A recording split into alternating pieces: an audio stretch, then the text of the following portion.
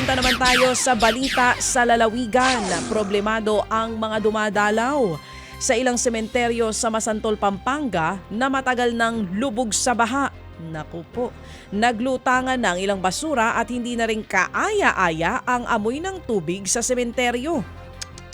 Delikado ito sa kalusugan, no? Pahirapan din bago makarating ang mga bisita sa nicho ng kanilang mga mahal sa buhay. Libo-libo na raw ang nagagastos ng ilan para lang pataasan ang mga nicho at hindi tuluyang malubog sa tubig. Pero may iba naman na ililipat na lamang daw sa mas maayos na lugar ang ilang mga nakahimlay. Sabi naman ng lokal na pamahalaan ng Masantol, Pampanga, may plano na sila para matugunan ang problema ng sementeryo sa baha. Kabilang dyan ang paglalagay ng mga water pumping station. Matagal na nga daw problema eh. Ba't ngayon lang nila naisip maglagay ng water pumping station doon? Diba? Kung matagal na itong problema, bakit ngayon lang po? With all due respect po, no, sa LGU dyan, sa Masantol. Oo, bigyan natin ng respeto yung mga namayapa na. Gawan po natin ang paraan agad-agad yan. Samantala, gumuho naman ang mga nicho kaya nagkalat po mga labi sa isang sementeryo naman sa Calamba, Laguna. Nangyari yan sa kasagsagan ng pananalasa ng Bagyong Christine. Ayon po sa pamunuan ng sementeryo, 30 nicho ang gumuho kaya apektado ang 80 mga labi na nakalibing doon. Sa ngayon, kinordona na ang lugar. Nailipat na rin ang ilan sa mga bangkay habang nga nasa pangalaga ng supulturero ang mga naiwan pa.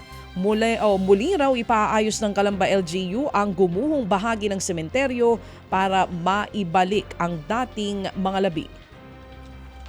Nagsisilbing classroom naman ngayon ang mga bata ang isang musuleyo sa loob ng sementeryo sa Cebu City. Ayon sa guro, 13 taon na ang daycare center sa isa pong sementeryo. Isang non-government organization mula sa Germany ang bumuo ng daycare. Pinili nilang itayo ito sa sementeryo para mas malapit po.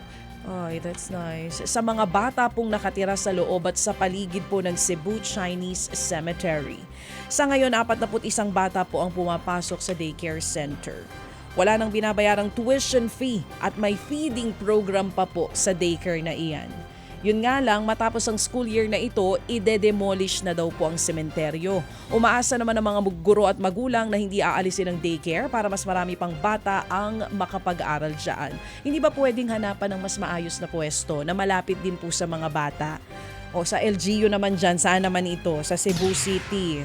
Saan exactly kaya ito? Sa isa daw musuleyo po dyan sa Cebu City. Wala po bang ibang area na pwedeng paglipatan? Kasi ang ganda nung nung adhikain po nitong non-government group na ito, 'di ba? Para nga sa mga bata na nakatira sa loob ng sementeryo at maging sa Karatig, yung sa labas, nakakapag-aral po sila ng libre, may feeding program pa. Baka naman po pwede pong ihanap ng mas maayos na lugar. Hindi alam nila na doon tinuturuan yung mga bata, hindi man lang bigyan ni Barangay Cap ng pwesto? Huwag na lang mag-opisina si Barangay Cap, yung mga bata na lang ang bigyang kaya ng classroom. Mantakin nyo yun? Bingo ka na Itong talaga. kahindik-hindik at kalunos-lunos na sitwasyon po dito sa Pilipinas. Yung mga bata sa loob ng sementeryo nag-aaral. Hindi ba? Dahil wala Pilipinas, sigurong mapwestuhan ay, baba. rin kung mabibigyan sana ng mas maayos na pwesto.